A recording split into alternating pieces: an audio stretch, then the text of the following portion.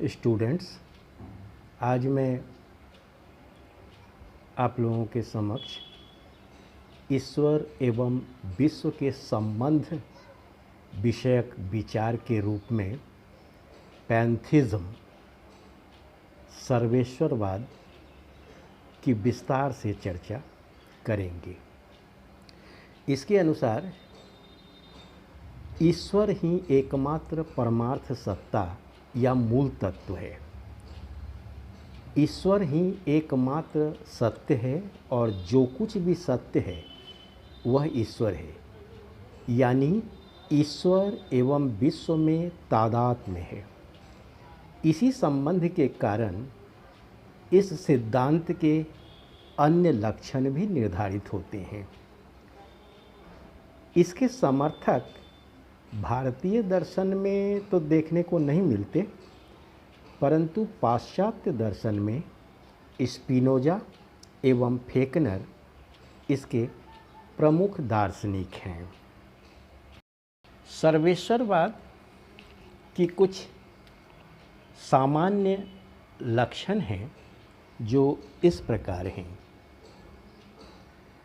सर्वेश्वरवाद को अंग्रेजी में पैंथिज्म कहते हैं, जो कि तीन शब्दों पैन, थियोज और इज्म के संयोग से बना है।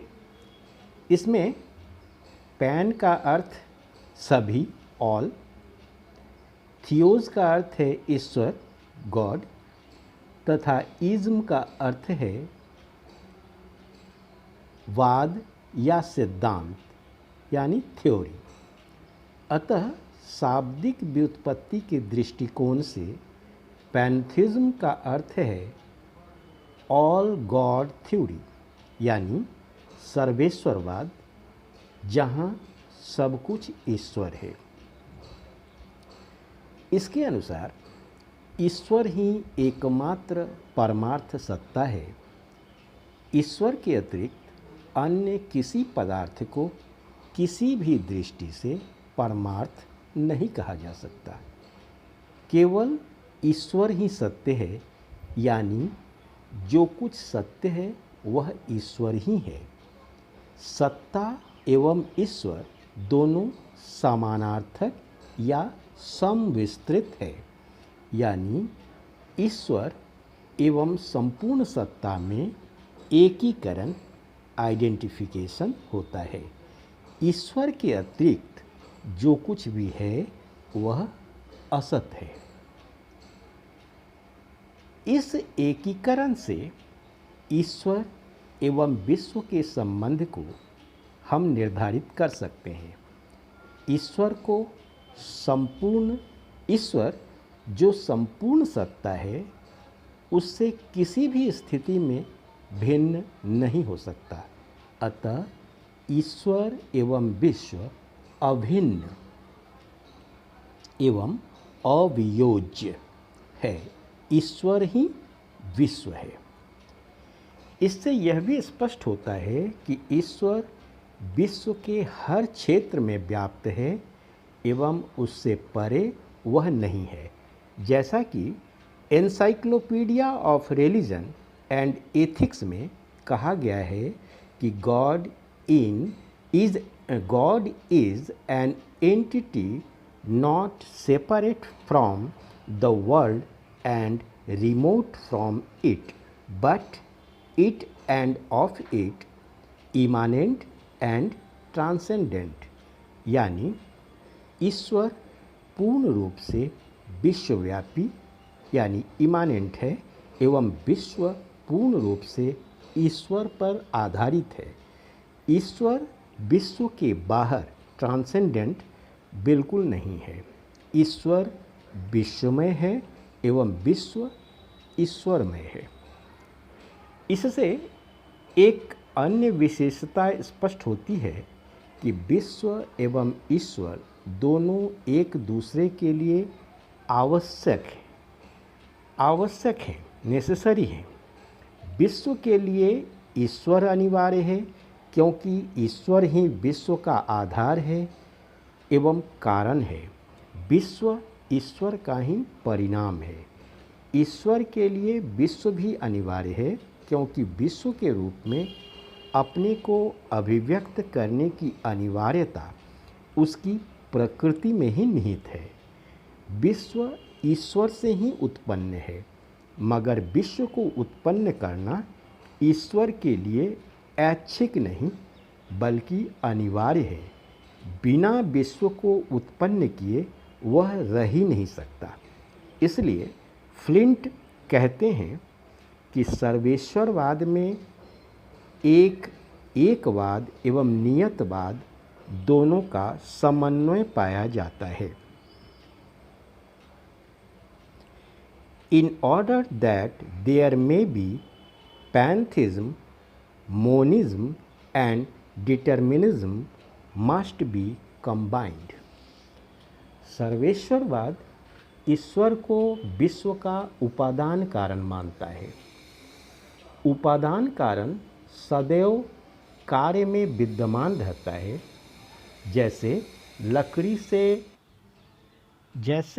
लकड़ी से टेबल बनता है, वह टेबल का उपादान कारण है, इसलिए वह सदैव टेबल के कण कण में व्याप्त रहता है।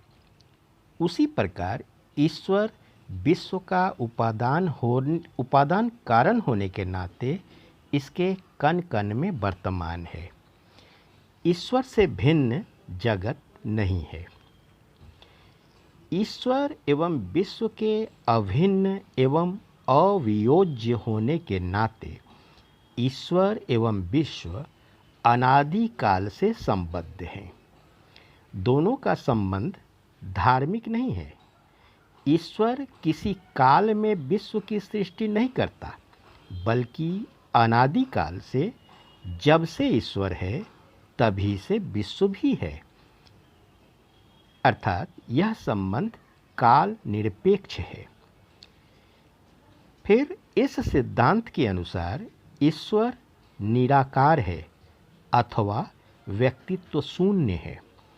व्यक्तित्व रहित होने से ईश्वर में इच्छा, संकल्प इत्यादि का पूर्ण रूप से अभाव है। ईश्वर से दया एवं करुणा की आशा रखना व्यर्थ है। निराकार होने के कारण ईश्वर असीम एवं अनंत है। सर्वेश्वरवाद इस सृष्टि को प्रयोजनहीन मानता है, क्योंकि विश्व को उत्पन्न करना ईश्वर के लिए अनिवार्यता है। यह अनिवार्यता ऐच्छिक नहीं, बल्कि ईश्वर विश्व के रूप में स्वयं को प्रकाशित करता है तथा यह अभिव्यक्ति ईश्वर के प्रकृति में ही निहित है। अगर प्रयोजन से सृष्टि होती तो ईश्वर उस प्रयोजन के अधीन होता, जो कि सही नहीं है। अब हम इसको और अधिक स्पष्टता से समझने के लिए इसको अन्य सिद्धांतों से तुलना करेंगे, तब यह सिद्धांत और अधिक स्पष्ट हो जाएगा। इसके लिए सबसे पहले हम देखेंगे सर्वेश्वरवाद एवं केवल निमित्तेश्वरवाद, पैंथिज्म और डेइज्म के बीच क्या संबंध है। इन दोनों में समानता केवल इस बात में है कि दोनों ही ईश्वर को एक अनंत, असीम तथा एकमात्र परमार्थ तत्व मानते हैं, किंतु इसके बाद केवल विषमताएं ही हैं, जो कि इस प्रकार हैं। केवल निमित्तेश्वरवाद यानी डेइज्म के अनुसार ईश्वर व्यक्तित्वपूर्ण है, जबकि सर्वेश्वरवाद के अनुसार ईश्वर व्यक्तित्व शून्य है। सर्वेश्वरवाद के अनुसार विश्व की उत्पत्ति अनिवार्य है। यह ईश्वर की प्रकृति का आवश्यक परिणाम है, जबकि केवल निमित्तेश्वरवाद के अनुसार विश्व की उत्पत्ति ऐच्छिक है।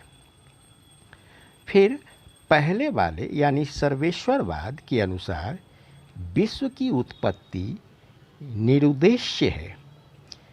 दूसरे के अनुसार विश्व की उत्पत्ति सोद्देश्य है।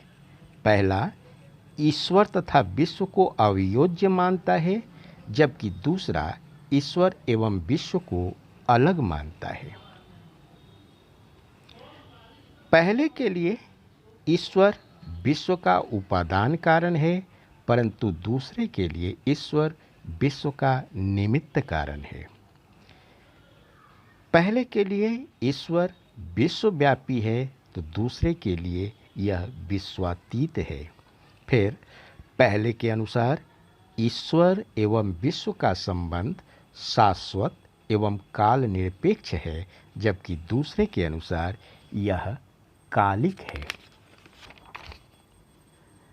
सर्वेश्वरवाद में चमत्कार का कोई स्थान नहीं, परंतु केवल निमित्तेश्वरवाद में इसका स्थान है। अब हम देखेंगे सर्वेश्वरवाद एवं निमित्तोपादानेश्वरवाद यानी पैंथिज्म और पैनंथिज्म में के बीच क्या संबंध है। दोनों में कुछ समानताएं हैं जो इस प्रकार है। दोनों के अनुसार ईश्वर एक है। ईश्वर ही एकमात्र परमार्थ तत्व है। विश्व ईश्वर पर निर्भर है, अतः ईश्वर विश्व के लिए आवश्यक है। ईश्वर व्यक्तित्व रहित है। विश्व में वह व्याप्त है एवं विश्व से वह कभी भी असंबद्ध नहीं हो सकता। अब इन दोनों के बीच कुछ अंतर हैं जो इस प्रकार है। सर्वेश्वरवाद के अनुसार ईश्वर विश्व का केवल उपादान कारण है, इसलिए विश्व में सदा व्याप्त रहता है और उसी में समाप्त हो जाता है। वह पूर्णतः विश्वव्यापी है। जबकि पैनंथिज्म निमित्तोपादानेश्वरवाद में के अनुसार ईश्वर विश्व का निमित्त एवं उपादान दोनों कारण है, इसलिए वह विश्वव्यापी भी है एवं विश्वातीत भी है। विश्व में व्याप्त होते हुए भी उसी में समाप्त नहीं है। दूसरा अंतर सर्वेश्वरवाद के अनुसार सभी जड़ एवं चेतन पदार्थ ईश्वर पर निर्भर है। उनमें अपनी कोई भी स्वतंत्रता नहीं है। जबकि निमित्तोपादानेश्वरवाद के अनुसार जड़ एवं चेतन दोनों ईश्वर पर आश्रित हैं, मगर मनुष्य में सापेक्ष स्वतंत्रता है। फिर तीसरा अंतर सर्वेश्वरवाद के अनुसार ईश्वर के लिए विश्व आवश्यक है, ऐच्छिक नहीं, क्योंकि वह उसकी प्रकृति का आवश्यक परिणाम है। जबकि पैनंथिज्म के अनुसार कुछ समर्थक ईश्वर के लिए विश्व को अनिवार्य मानते हैं और कुछ आवश्यक नहीं मानते हैं। इसके बाद हम देखेंगे सर्वेश्वरवाद एवं ईश्वरवाद यानी पैंथिज्म और थीज्म के बीच क्या संबंध है। दोनों में समानता इस बात में है कि दोनों ही ईश्वर को एक परमार्थ मूल्य मानते हैं।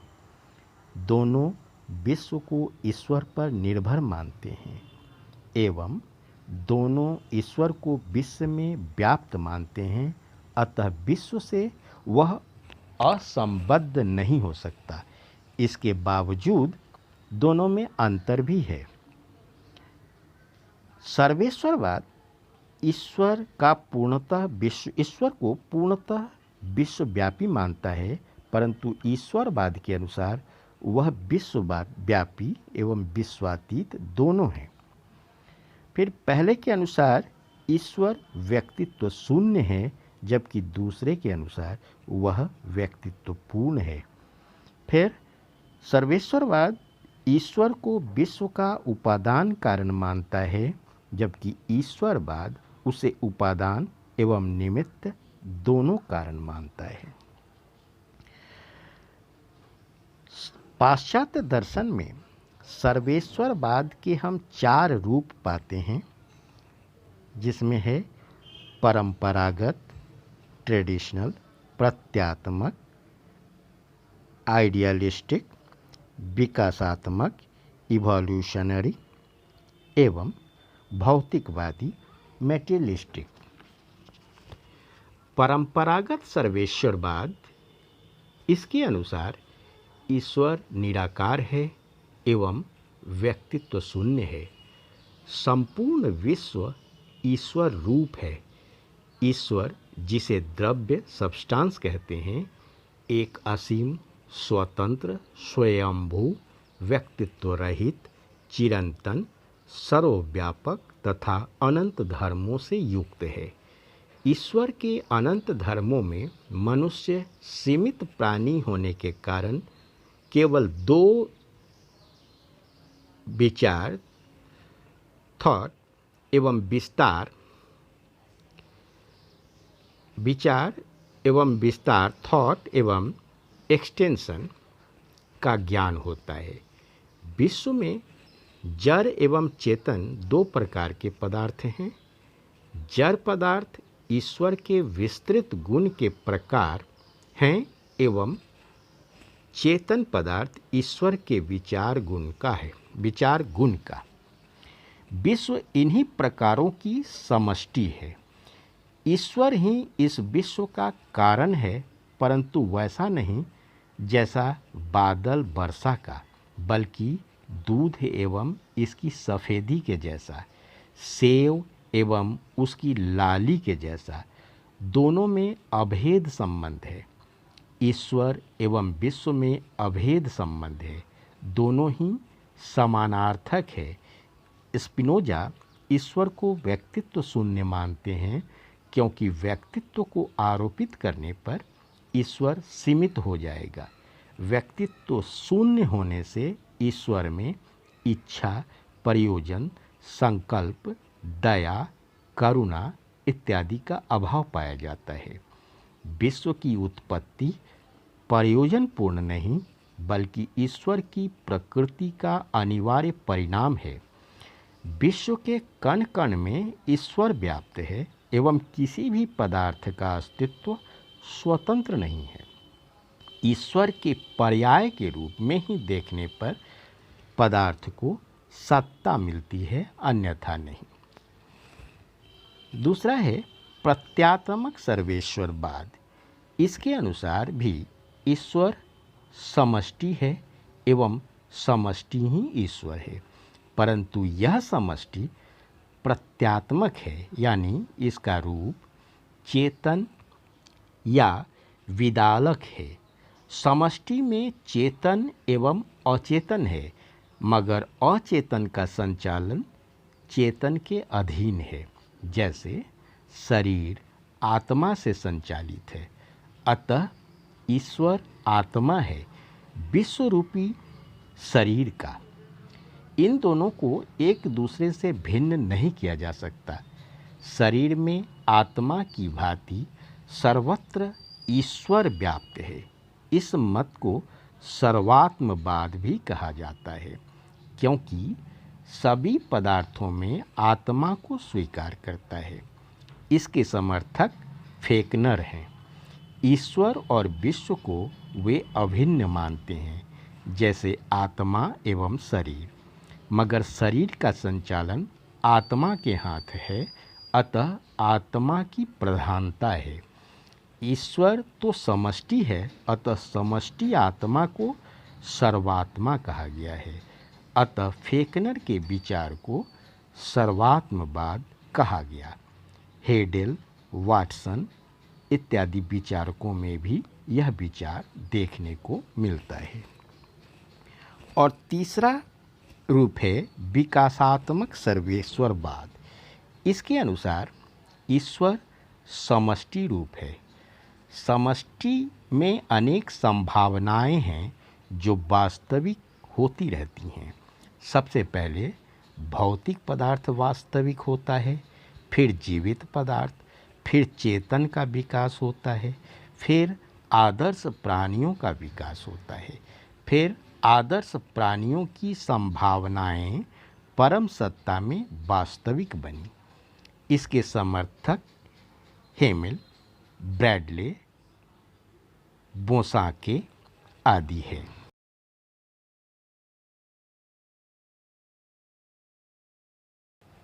अब हम सर्वेश्वरवाद के मूल्यांकन करना चाहेंगे। सर्वेश्वरवाद यद्यपि ईश्वर एवं विश्व के अलगाव को दूर करते हुए दोनों के अभेद पर जोर देता है, जिससे प्रतीत होता है कि यह धार्मिक वृत्ति को संतोष दे सकेगा, परंतु गहराई में जाने पर कुछ दोष इसमें भी दिखते हैं। उसमें सबसे पहला है कि सर्वेश्वरवाद अस्पष्ट सिद्धांत है। इसकी दो व्याख्याएं हैं। पहला है ईश्वर ही सर्वस्व है, गॉड इज ऑल, एवं दूसरा है समष्टि ही ईश्वर है, ऑल इज गॉड। पहली व्याख्या के अनुसार ईश्वर ही एकमात्र सत्य है और ईश्वर के अतिरिक्त जो भी है वह असत्य है, यानी संसार, सांसारिक धर्म आदि सभी मिथ्या हो जाएंगे, जो कि मान्य नहीं है। दूसरी व्याख्या के अनुसार संपूर्ण सृष्टि ही सत्य है, तो सृष्टि से भिन्न सृष्टा असत होगा। ईश्वर ही अगर भ्रम है तो धर्म का मूल ही समाप्त हो जाएगा। अतः सर्वेश्वरवाद का अर्थ स्पष्ट नहीं है। दूसरा, विश्व की व्याख्या भी सर्वेश्वरवाद में समुचित ढंग से नहीं हो पाती है। ईश्वर को कारण एवं विश्व को कार्य माना गया है। विश्व ईश्वर की अनिवार्य अभिव्यक्ति है, परंतु कारण यानी ईश्वर पूर्ण है और कार्य यानी विश्व अपूर्ण है। कारण का गुण तो कार्य में रहना चाहिए, परंतु यहाँ हम ऐसा नहीं पाते। ईश्वरवाद, ईश्वर अनंत एवं असीम है और विश्व शांत एवं ससीम। ऐसा क्यों? फिर तीसरा, दार्शनिक दृष्टिकोण से सर्वेश्वरवाद समीक्षा का विषय है। ईश्वर ही एकमात्र सत्य है, तब तो यह अमूर्त एकता की बात करता है, जो कभी भी संतुलित विचार नहीं है। स्पिनोजा ने विश्व के जड़ एवं चेतन पदार्थों को ईश्वर का पर्याय माना, जिनकी अपनी स्थिति ईश्वर से अलग कुछ भी नहीं है, परंतु यह स्थिति मान्य नहीं है। एकता में विभिन्नता कैसे अनुभूत होती है? चौथी बात, विश्व ईश्वर की अनिवार्य अभिव्यक्ति है। उस स्थिति में एक प्रकार का नियतवाद आता है जो सर्वेश्वरवाद को कमज़ोर बनाता है। ईश्वर तो पूर्ण है, क्या अनिवार्यता उसे अपने को अभिव्यक्त करने का है? यानी विश्व की आवश्यकता उसमें निर्भरता को लाती है एवं कमी की ओर संकेत करती है, जो ईश्वर की प्रकृति के विरुद्ध है। पांचवी बात, अगर संपूर्ण विश्व ही ईश्वर रूप है तो विश्व की सभी वस्तुएं ईश्वर रूप है, तब तो शुभ अशुभ में भेद ही समाप्त हो जाएगा। अशुभ भी संपूर्ण में समाहित होगा, जो ईश्वर की प्रकृति का विरोध करता है। सच ही शुभ एवं अशुभ दोनों का अधिष्ठान एक नहीं हो सकता। फिर सर्वेश्वरवाद नैतिक धारणा को संतुष्ट नहीं करता। सब कुछ ईश्वर की प्रकृति की अनिवार्य अभिव्यक्ति है, तब तो मानव में संकल्प स्वतंत्रता का अभाव होगा। हमारे सारे कार्य ईश्वर से ही निर्धारित होंगे, परंतु संकल्प स्वतंत्रता के अभाव में नैतिकता असंभव है। सारे नैतिक धारणाएं जैसे अच्छी बुरी, उचित अनुचित, कर्तव्य, उत्तरदायित्व आदि की व्याख्या नहीं हो पाएगी। जब सब कुछ ईश्वर का आवश्यक परिणाम है, तब तो दंड एवं पुरस्कार की धारणा भी व्यर्थ है। इससे हम में निष्क्रियता भी आएगी, जो मानव जीवन के लिए घातक है।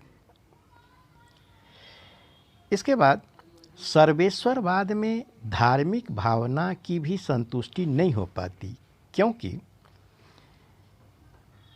धार्मिक मनोवृत्ति के लिए साकार ईश्वर आवश्यक है। निराकार ईश्वर से भक्त का गहरा संबंध स्थापित नहीं हो पाता। भक्त तो भगवान के चरणों में भक्ति, आस्था, श्रद्धा, प्रार्थना आदि को अर्पित करता है एवं भगवान से दया, क्षमा, प्रेम, परोपकार आदि की आशा रखता है, परंतु निराकार ईश्वर से यह सभी संभव नहीं है। साथ ही धार्मिक भावना में ईश्वर एवं मानव में उपासक एवं उपास्य का भेद आवश्यक है। मानव इतना निकट हो कि ईश्वर में विलीन हो जाए, तब तो धार्मिक पूजा उपासना असंभव होंगे। स्पिनोजा ने ईश्वर से बौद्धिक प्रेम की बात बताई, परंतु प्रेम का संबंध हृदय की भावनाओं से है, बुद्धि से कम है। फिर अगर सब कुछ ईश्वर की अभिव्यक्ति है, तब तो अनेक प्राकृतिक अशुभों का निषेध हो जाएगा। तब तो अनेक प्राकृतिक अशुभों का निषेध नहीं हो सकता। इससे निराशावाद का जन्म होगा, जो कि धार्मिक कार्यों में बाधा उत्पन्न करेगा। अब उपर्युक्त विवेचनाओं के आधार पर हम इस निष्कर्ष पर आते हैं कि सर्वेश्वरवाद दार्शनिक दृष्टि से अन्य सिद्धांतों की अपेक्षा उत्कृष्ट सिद्धांत प्रतीत होता है। ईश्वर को ही सर्वस्व मानकर उसकी निरपेक्षता की रक्षा होती है एवं अपूर्णता, ससीमता इत्यादि कमजोरियों से यह अछूता रहता है। एकता की भी व्याख्या होती है, जो अधिक वैज्ञानिक है। निराकार एवं व्यक्ति शून्य होने से व्यक्तित्व एवं साकार होने के दोष से ईश्वर बच जाता है, क्योंकि स्पिनोजा ने माना था कि किसी भी गुण को आरोपित करना ईश्वर को उस गुण से सीमित कर देना है, जिससे ईश्वर की धारणा पर आघात पहुंचता है। धार्मिक चेतना की अंतिम पराकाष्ठा उपासक एवं उपास्य की एकता है।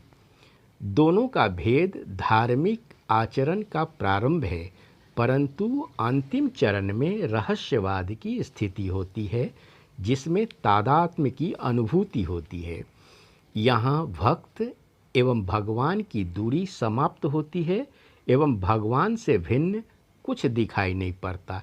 इससे धार्मिक भावना सुदृढ़ होती है।